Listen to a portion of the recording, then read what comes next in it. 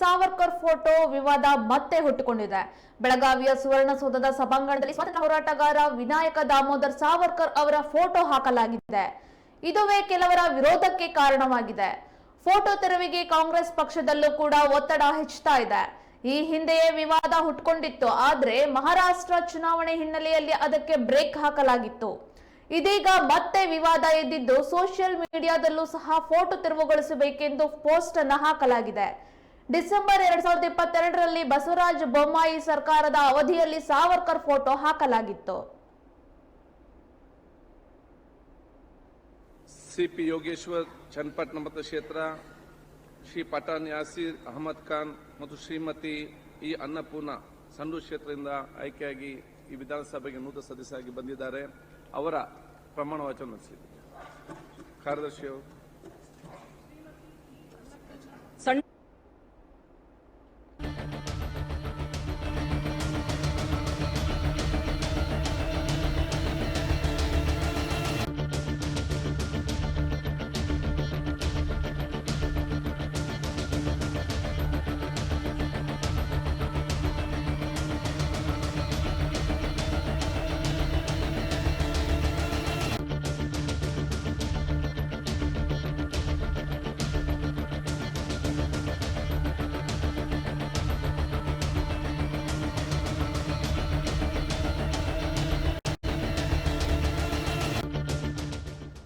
ಚಳಿಗಾಲದ ಅಧಿವೇಶನದಲ್ಲಿ ಸಾವರ್ಕರ್ ಫೋಟೋ ವಿವಾದ ಮತ್ತೆ ಹುಟ್ಟುಕೊಂಡಿದೆ.